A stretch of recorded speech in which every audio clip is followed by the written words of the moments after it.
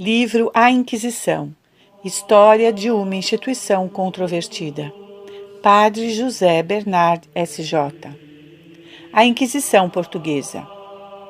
Nos países que não são de língua portuguesa, é pouco conhecida a atuação da Inquisição em Portugal. Aqui não a podemos omitir, por ela interessar diretamente o Brasil, onde também funcionou durante algum tempo. É preciso ainda responder às calúnias que se propagam no Brasil sobre a Inquisição portuguesa, responsabilizando a Igreja Católica de crimes que ela reprovava. Assim, desanuviar-se-á a confusão e ânsia na mente de muitos leitores bem-intencionados. Pela perseguição dos judeus e a dominação abusiva do tribunal eclesiástico por parte do poder civil, Portugal escreveu uma página sombria da sua história. Constatemos, porém, desde já, e logo veremos, que a culpa não recai sobre a Sé Apostólica de Roma, nem no nobre povo lusitano, e só, como na Espanha, sobre alguns personagens proeminentes. Seguimos e resumimos o relato de 200 páginas da história da Igreja em Portugal, tomo 3, parte 2, de Fortunato de Almeida. A questão judia. A mesma questão judia que agitara Castela existia também em Portugal. O povo odiava os judeus, como gente absorvente que, por tradição inveterada, abusava das necessidades alheias para se enriquecer. Também ofendiam o sentimento do povo, profanando o Santíssimo Sacramento, e cometiam outros sacrilégios e crimes. Certa vez, enforcaram uma estátua de Nossa Senhora. O ódio do povo e a inquietação do governo aumentaram repentinamente quando, em 1492, 120 mil judeus, expulsos da Espanha, entraram clandestinamente em Portugal, elevando o número de 80 mil a 200 mil entre uma população total de 1 milhão. Dom João II os reduziu à escravidão. El-rei Dom Manuel restituiu-lhes a liberdade, mas foi uma trégua de curta duração. Em 1496, Dom Manuel negociou seu casamento com a princesa Dona Isabel, filha dos reis católicos. A noiva, talvez por querer imitar seus pais ou cooperar na sua política, estabeleceu como condição das núpcias que os judeus fossem expulsos de Portugal antes que ela entrasse neste reino. El-rei apressou-se a satisfazer a exigência da noiva e decretou em dezembro de 1496 que todos os judeus e mouros, forros, se retirassem do reino. Mas quando eles se reuniram nos portos para serem transportados à África, foram engados os navios necessários e a expulsão se converteu maliciosamente em perseguição horrorosa. Quase todos que sobreviveram foram convertidos à força e constituíram em Portugal os cristãos novos, no íntimo fiéis à sua antiga fé. Aumentava constantemente o ódio do povo contra os judeus cristãos novos. Em 1506, houve em Lisboa um massacre que durou 3 dias e custou a vida a mais de 1.900 pessoas. A culpa principal tinha alguns frades fanáticos que depois foram executados. Uma luta histórica. Em 1531, Dom João III pediu ao Papa a instituição de uma nova Inquisição em Portugal, com os mesmos privilégios como em Castela. El-rei a queria ter em mão e nomear os inquisidores. O motivo não expresso era a repressão dos judaizantes, mas os motivos alegados para influir no Papa eram inventados e dolorosamente deturpados, como a afirmação de que o reino fora invadido pela heresia de Lutero, o que era redondamente falso. Afirmava-se que os judeus se tinham apartado dos ritos judaicos sem a mínima referência à conversão forçada. Aos 17 de dezembro de 1531, o Papa Clemente VII, que só podia julgar pelas informações recebidas, nomeou ele mesmo Frei Diogo da Silva, inquisidor-mor de Portugal. Ao 7 de abril de 1533, o mesmo Papa, provavelmente melhor informado, concedeu o perdão geral aos cristãos novos. O rei ficou profundamente desgostado e até difamou o Papa de ter aceito peitas para conceder o perdão. A difamação aleivosa foi repetida várias vezes. Entretanto, cometiam-se bárbaras crueldades contra os novos cristãos.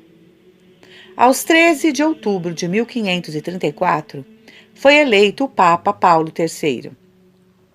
Dom João III aproveitou da ocasião para ameaçar ruptura com a Santa Sé se o Papa não revogasse as disposições de Clemente VII. Também Carlos V interveio a favor de El-Rei. Continuavam as negociações conduzidas com paixão por parte do rei.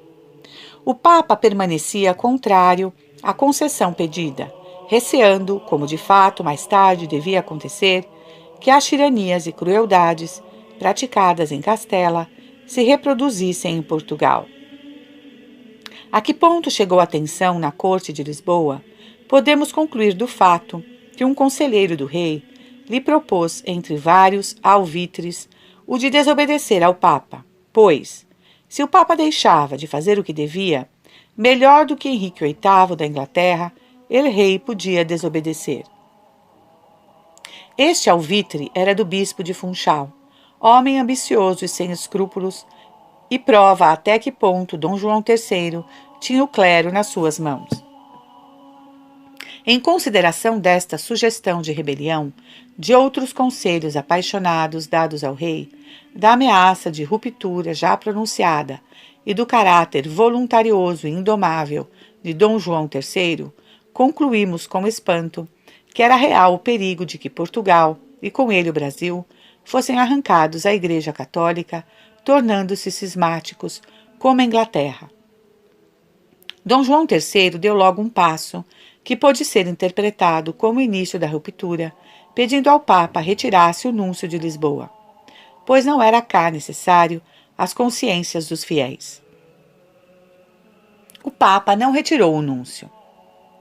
Paulo III, envolvido em tantos negócios cheios de dificuldades, como as invasões dos turcos, incremento do protestantismo, questões de um concílio ecumênico, veria com prazer um meio de liquidar as desavenças com o monarca português, mas novas provocações de Lisboa o fizeram renovar as decisões anteriores.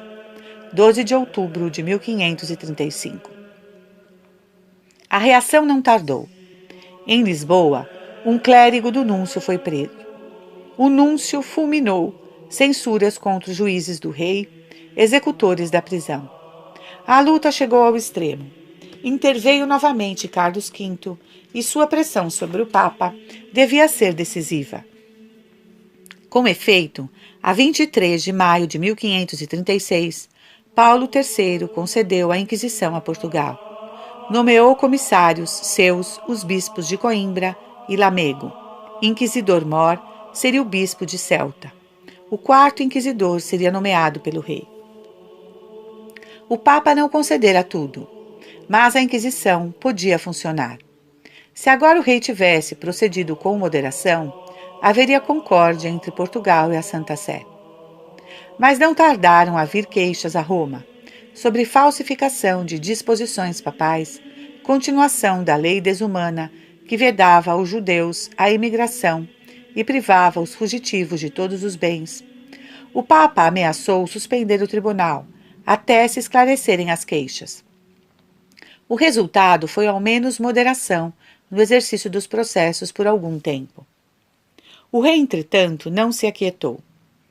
Acusou o núncio de favorecer os cristãos novos por venalidade. Esta reiterada difamação da Santa Sé e dos seus representantes foi inventada por um rei que procurava atrair com dádivas as pessoas que tinham influência em Roma. Continuava a fazer diligências para obter a Inquisição livre. Livre de Roma, mas sujeita ao rei, em que este nomearia os inquisidores. Em 1539, o rei fez o ato arbitrário, investindo seu irmão, o infante Dom Henrique, no cargo de inquisidor-mor. A nomeação parece encaminhada, em parte, a provocar um conflito com o núncio, que de fato estalou imediatamente. o Papa não aceitou a nomeação de Dom Henrique. O núncio foi expulso de Portugal. Nas negociações que se seguiram, o embaixador português usou de grosserias com o sumo pontífice.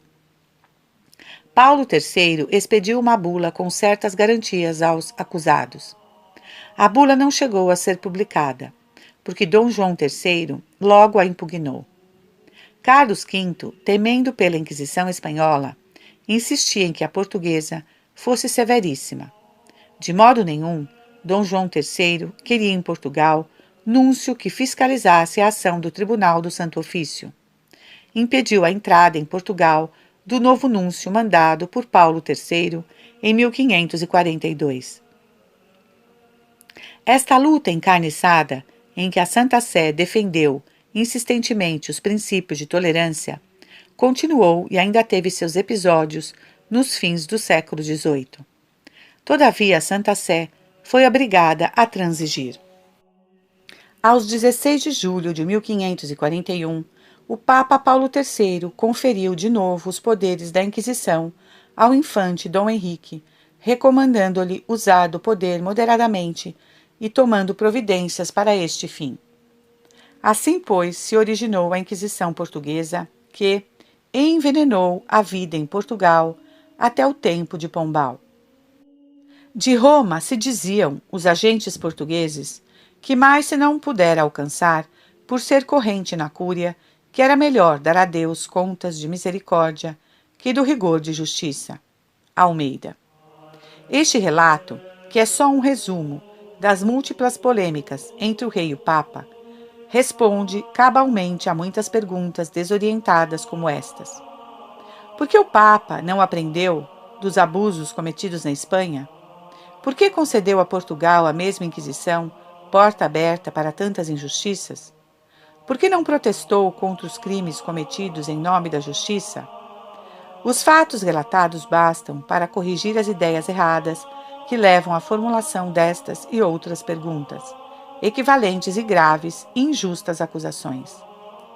Menos ainda que as origens da Inquisição, pode-se imputar à Santa Sé o desenvolvimento posterior e arbitrário do tribunal. O absolutismo real, com o propósito de aumentar a autoridade da Inquisição, instrumento útil nas mãos da realeza, começou a derrogar abusivamente aos direitos dos bispos. A Inquisição portuguesa era, como na Espanha, um tribunal entregue a pessoas eclesiásticas mais dependentes do Estado, que lhes orientava o modo de proceder. Ainda veremos, num exemplo frisante, até que ponto o respeito de Deus, da Santa Sé e da consciência cristã podia ser desprezado. Julgamento. Fortunato de Almeida conclui que é difícil emitir um juízo seguro sobre alguns aspectos da Inquisição portuguesa. Dom João III não fora movido pelo puro zelo do cristianismo. O motivo de procurar a unidade da fé era sem dúvida político. Sem escrúpulos, ele adotou as mais odiosas e violentas providências contra os judeus, quando nos estados pontifícios eles gozavam de ampla tolerância. Era a velha pretensão afirmada em todos os tempos pelo despotismo do poder secular de impor a sua autoridade até nas matérias de natureza espiritual. Essas palavras foram escritas antes de serem confirmadas pelas tiranias nazistas e comunistas. Certos procederes de Dom João III assumem caráter doentio pela obstinação implacável. Em Roma acusava-se o rei de pretender a Inquisição como meio de expoliar os judeus das riquezas que possuíam. As dificuldades financeiras em que se debatia a administração pública corroboram a suspeita. Precisava só imitar o confisco dos bens praticado em Castela, onde tanto se abusava dele. Fortunato de Almeida conseguiu reunir dados estatísticos sobre uma temporada de grande atividade inquisitorial. A estatística não deixa de ser instrutiva.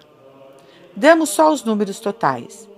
De 1684 até 1747, portanto, em 63 anos, foram sentenciados, em todo o território português, 4.672 acusados, dos quais só 146 foram relaxados à justiça secular, 3,1% dos julgados.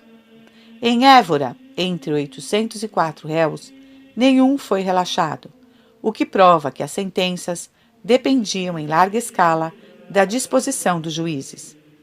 Em Lisboa, em certa época, nota-se um máximo de rigor, que só ali, no curto prazo de 17 anos, custou a vida a mais da metade dos condenados.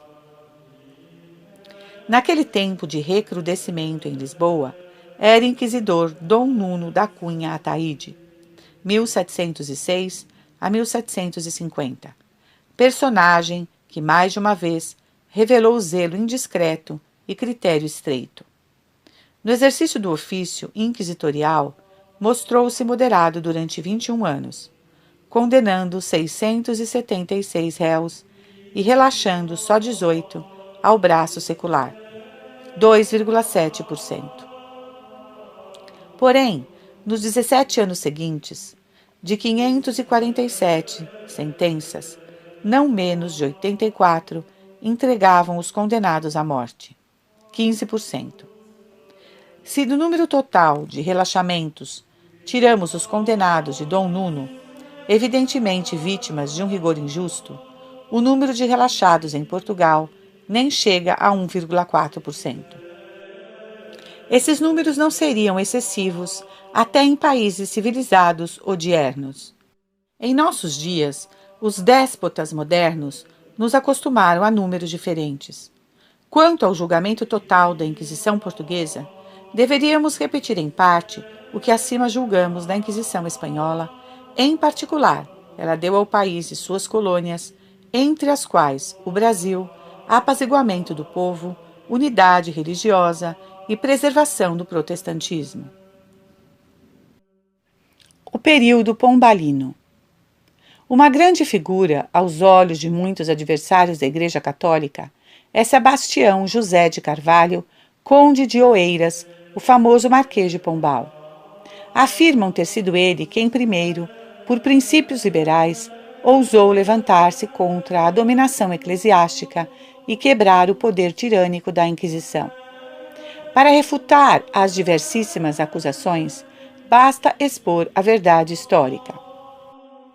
É verdade que Pombal começou a derrogar os privilégios da Inquisição, mas os motivos foram exatamente os mesmos que orientaram Dom João III na fundação do mesmo tribunal. Este queria ampliar seus direitos, dominando a Inquisição. Aquele queria o mesmo aumento de poder, suprimindo a Inquisição, a favor do foro civil.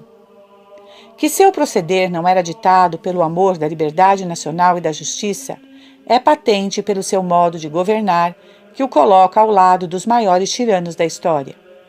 Sem nos preocupar com seus desmandos puramente pessoais e políticos, consideramos aqui só suas relações com os representantes da Igreja. Já antes de chegar ao poder, o futuro Marquês de Pombal era antipático a Dom João V. Conheço cabalmente o espírito turbulento, hipócrita e audacioso de Carvalho. O rei negou-se até a morte a confiar o ministério a Sebastião J. de Carvalho. Foi o fraco Dom José I que o chamou e o constituiu ministro. Em 1754, o padre Gabriel Malagrida, S.J., vindo do Brasil, encontrou o marquês e não o saudou por não o conhecer. Apostrofado pelo ministro por causa da irreverência, o padre se desculpou com humildade. Em seguida, aproveitou do encontro para avisar reverentemente ao ministro que o senhor Mendonça, irmão de Carvalho, granjeara tanto ódio no Maranhão que se devia prever uma desgraça. Aconselhou tirá-lo dali. Em consequência deste encontro, que considerou como duplo desaforo, o ministro jurou perder o atrevido jesuíta. Também o tornava ciumento a celebridade que Malagrida alcançou na época do terrível terremoto de 1755. Malagrida morrerá, e com ele toda a companhia de Jesus. Acompanhemos primeiro a sorte de Malagrida. Em 1758, houve um atentado contra el-rei Dom José I. Pouco depois, o padre Malagrida foi preso, acusado de cumplicidade no atentado e encerrado sem julgamento durante 2 anos nas masmorras subterrâneas. Entretanto, Pombal preparou o tribunal que devia dar aparência legal à sua vingança. O núncio apostólico foi removido de Portugal para o ministro ter mais liberdade de ação. Na Inquisição, Pombal removeu os inquisidores que não lhe agradavam e o substituiu por indivíduos de sua feição. A que ponto ele dominava o rei ficou patente pela ousadia de remover o próprio irmão de Dom José I do cargo de inquisidor-geral e substituí-lo por seu próprio irmão, Paulo Carvalho. Também foi removido Frei Francisco de Tomás OP, porque declarara que não concorria com a condenação do desgraçado jesuíta, porque não via prova alguma dos crimes que lhe increpavam. O velho frade foi desterrado para Angola, morrendo na viagem. Finalmente, Malagrida foi citado diante do tribunal. Teve que apresentar-se com a batina meio apodrecida pelo ar da masmorra. Durante 2 anos não lhe tinham concedido mudar de roupa. Cumplicidade no atentado contra o rei não era da alçada do tribunal eclesiástico, pelo que Pombal forjou novas acusações apropriadas. Malagrida teria escrito 2 obras de conteúdo ridículo, por exemplo, que Santa Ana fizera antes de nascer 3 votos, um ao Pai Eterno, outro ao Filho e o terceiro ao Espírito Santo, e etc. Consta que uma dessas obras fora escrita por um infame que recebera de Pombal como recompensa uma pensão de 1.300.000 réis. Quando mais tarde Luís XV, rei da França, leu a sentença do Santo Ofício, exclamou indignado: "Nesse caso também eu devia mandar executar esse desgraçado louco, des petites maisons, que se julga Pai Eterno." Em janeiro de 1761, apareceu a escandalosa sentença que fez exclamar o próprio Voltaire. Ao excesso do ridículo e do absurdo, ajunta-se o excesso do horror. Malagrida era declarado réu de heresia, de blasfêmia, de falsas profecias, e por tais crimes devia ser degradado das ordens e relaxado ao braço secular. O Tribunal Civil julgou reais os enormes crimes e lavrou a sentença, condenando o apóstolo a ser garrotado pela mão do algoz e queimado na praça pública de Lisboa. A execução foi realizada aos 21 de setembro de 1761. Enquanto Malagrida penava nas masmorras, desenrolou-se no reino de Portugal e nas suas colônias outra tragédia ainda mais horrorosa. Sem ter a menor prova de culpabilidade, Pombal fez arrebanhar todos os jesuítas do reino e atirá-los às ribas marítimas da Itália, com sumo desprezo da Santa Sé. Do mesmo modo, os jesuítas das colônias foram apinhados em estreitas embarcações, trazidos para Lisboa e ali levados ao Estado Pontifício. As indicações dos números variam. Averiguamos as seguintes. Da história de Moore, deduzimos que 220 foram tirados só do Brasil. Pastor, História dos Papas, 16:1, eleva a 1.100 os jesuítas depositados nas areias pontifícias. Outros sim, segundo Moore, morreram durante a perseguição 700 jesuítas, na maior parte em consequência dos maus tratos nas embarcações. Nas masmorras de São Julião, o furor incluirá 124 jesuítas, que não foram deportados, permanecendo quase 20 anos na prisão, em condições tais que fizeram exclamar a um carcereiro: "Aqui tudo apodrece, fora os jesuítas." A 4ª parte morreu. Quando Dom José I morreu, em 1777, uma das primeiras providências da rainha sucessora, Dona Maria, foi a de destituir o onipotente ministro. Não foi processado em consideração de sua idade avançada, mas desterrado de Lisboa. A queda de Pombal significou a libertação do que restava dos 124 jesuítas. Ressurgiram das sinistras masmorras como de um túmulo. Ao mesmo tempo, foram libertados mais 800 presos políticos, vítimas do tirano. Também as outras ordens religiosas eram perseguidas por Pombal. Entre outras medidas pérfidas, ele fomentava nos mosteiros a decadência da disciplina para tornar os monges desprezíveis e poder acusá-los de indignos e criminosos. O ex-ministro desterrado morreu em 1780, na idade de 83 anos. Parece que a terra se recusou a receber os despojos mortais de semelhante tirano. Tinha escolhido sepulcro no seu condado de Oeiras. A corte se opôs. Assim permaneceu insepultado durante mais de 50 anos. Na invasão francesa, o esquife foi arrombado e roubado de todas as condecorações e adornos valiosos. O corpo foi queimado. Mais tarde, os franciscanos, guardas do seu corpo, recolheram os restos que ainda, em 1832, se achavam num canto da capela franciscana em Pombal. Naquele ano, um membro da Companhia de Jesus, restaurada, vingou seus confrades perseguidos, rezando a missa, corpóreo presente, pelo descanso de Sebastião José de Carvalho, conde de Oeiras e marquês de Pombal. Recapitulação. Divergem as opiniões dos historiadores sobre a conveniência e utilidade dos tribunais da Inquisição. No julgamento, devemos omitir razões ditadas pelo sentimentalismo. Sem dúvida, os métodos usados repugnam aos sentimentos de homens modernos, mas a mesma repugnância nos causam também os tribunais civis daqueles tempos, e, contudo, ninguém dirá que não deviam ter existido. Reprovamos a forma, mas não a instituição, reconhecendo sua necessidade. Se a Inquisição não tivesse alcançado resultados úteis, pelo menos os melhores representantes da hierarquia eclesiástica teriam pedido sua abolição. Na realidade, não se pode negar que, ao lado de efeitos prejudiciais, a Inquisição teve influência salutar. Sem o esforço comum dos poderes seculares e eclesiásticos, o Ocidente cristão teria provavelmente terminado num caos de inúmeras seitas, de credos e tendências opostas, com todas as consequências de perseguições, ódio, assassínios, insurreições, guerras civis. Foram, como vimos, os inícios destes males que alarmaram os governos e conduziram à criação do órgão repressivo. De modo semelhante, fala o Dictionnaire de Théologie Catholique.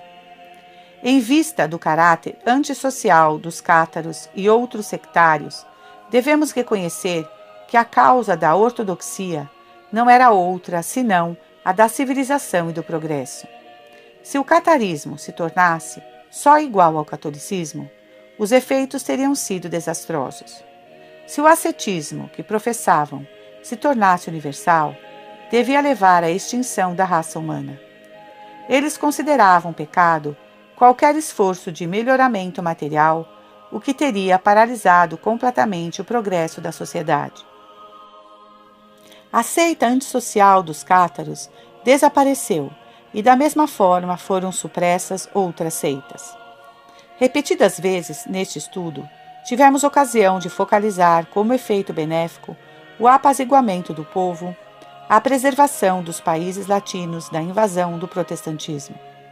Na Antiguidade e Idade Média, o cristianismo já tinha levantado a humanidade da profunda degradação do paganismo. Renascera a pureza dos costumes, a honradez e honestidade das relações humanas, a dignidade da mulher, a liberdade pessoal. Garantindo a unidade da fé, a Inquisição concorreu poderosamente ao progresso e brilho da cultura ocidental, a mais perfeita da história, da qual até hoje todos nós participamos. Quando a Inquisição perdeu sua influência e se originou a grande cisão na fé que dividiu o Ocidente em dois campos, o católico e o protestante, os efeitos prejudiciais logo se manifestaram. Além das guerras de religião já citadas, sintomas da decadência eram as desenfreadas perseguições das bruxas, pavorosa revivência das superstições e o declínio geral da religiosidade. Aqui devemos considerar também uma opinião expressa até por historiadores católicos. Lamentam que a Igreja se tenha apresentado ao povo cristão com face tão sinistra, como perseguidora e opressora do homem humilde, gerando nele o pavor, a aversão à religião e o anticlericalismo. Os fatos históricos, como vimos, provam o contrário. A aversão à religião verdadeira e o anticlericalismo encontravam-se naquele tempo precisamente entre os hereges antes de qualquer ação inquisitorial. Foi o povo que, com mais insistência, muitas vezes com fanatismo, reclamava a perseguição dos dissidentes e, vezes sem conta, se deixou arrastar a levantes sangrentos. Aplaudiu o tribunal da fé e aquietou-se com sua aparição. Sentia-se seguro e protegido pela Inquisição.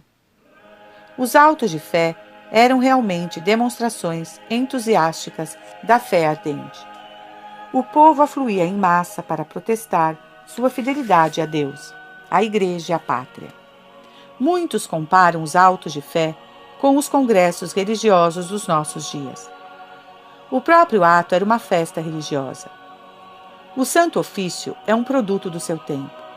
Contudo, ele apresentou distintivos particulares, em que aparecem os efeitos do espírito clemente, humano, pedagógico e civilizador da religião cristã. Sua tendência fundamental era medicinal, não vingativa. A reintegração do criminoso na sociedade humana, que muitos consideram uma conquista dos nossos dias, era a praxe antiquíssima e primordial da Igreja.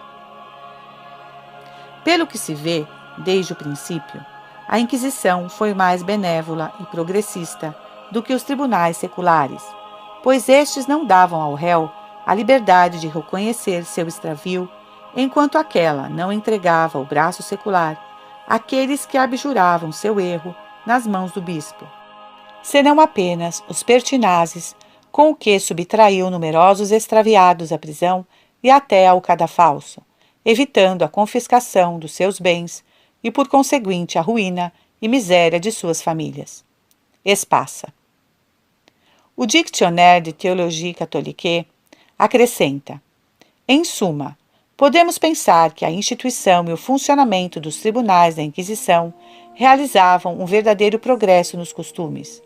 Não somente eles tinham acabado com a era das execuções sumárias, mas ainda tinham diminuído consideravelmente as condenações que rematavam com a pena de morte. Ademais, muitos condenados mereciam a morte por outros crimes de direito comum. A Inquisição só se explica e justifica pela mentalidade daqueles que representavam o poder civil e o poder religioso na Idade Média e pelo horror que lhes inspiravam o crime da heresia. Para compreender semelhante instituição, é preciso formar-se uma alma ancestral. Notemos que esta conclusão não é completa, lembrando só o horror da heresia e omitindo o grave dilema em que se achava o poder civil e religioso, ou de sucumbir ou de reagir com todos os meios possíveis. Confronto com o mundo moderno. Vivemos numa época democrática que se gaba de ter dado às nações a liberdade social e pessoal. Tão hipnotizado é o homem moderno desta liberdade que a quer absoluta e se revolta contra qualquer limitação. Proclama-se a liberdade política e chega-se ao extremo de exigir tolerância até para atividades francamente subversivas, permitindo greves políticas, calúnias contra os governos livres, doutrinação revolucionária das massas. O que acontecerá quando aquela semente medrar? Em flagrante contradição com o princípio exagerado da liberdade, quase todos os países livres admitem aquele partido que vê seu ideal na completa ditadura, nominalmente a ditadura do proletariado, na realidade uma oligarquia tirânica, que achou sua expressão inconfundível na Rússia, na China e países satélites. Nunca houve escravização tão completa como debaixo do jugo comunista e sua Inquisição moderna, a política secreta NKVD ou MVD. Pratica sem proceder jurídico torturas, execuções, morte lenta em campos de concentração, numa extensão astronômica. Alucinados pela quimera de liberdade absoluta, abrimos caminho e facilitamos o advento da nossa escravização. Assustados, os propagandistas desta liberdade, que se enterra a si mesma, já veem como em certas regiões o povo desnorteado chega à dominação pelas eleições democráticas. Porém, não concluem que se deva dar cabo à desorientação sistemática do povo. Exige-se hoje completa liberdade de opinião e de imprensa. Nenhuma polícia tem o direito de impedir os agitadores de toda espécie nas suas atividades, provocando o ódio dos operários contra seus patrões, caluniando de imperialismo a economia livre. A licenciosidade pública, a imoralidade em recintos fechados, as exibições escandalosas e desmoralizadoras dos cinemas, rádio, televisão, vão aumentando num ritmo de avalanche devastadora.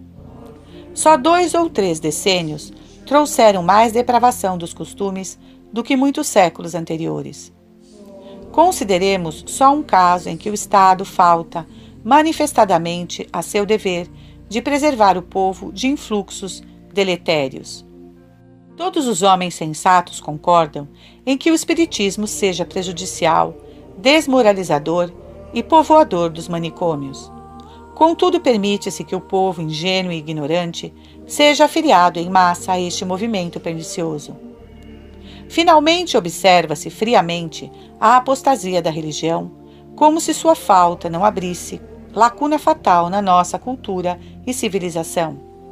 É permitida toda a propaganda antirreligiosa e as difamações dos representantes das confissões religiosas.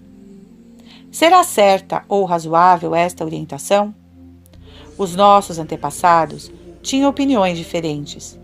Eles também queriam liberdade, mas uma liberdade produtiva, que dá paz à coletividade, eleva o homem e dispõe corretamente para o fim da vida humana e as suas relações com o Criador.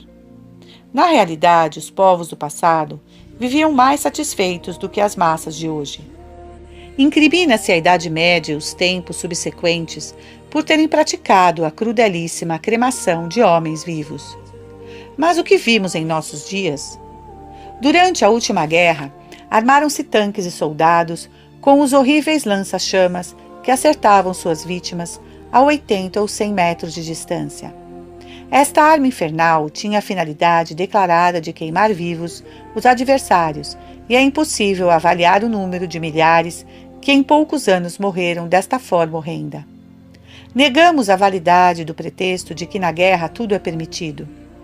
Os governos modernos, e não só aqueles que consideramos inferiores, arrogaram-se o direito de queimar vivos, não delinquentes como os tribunais do passado, mas soldados obrigados a lutar e inocentes do conflito.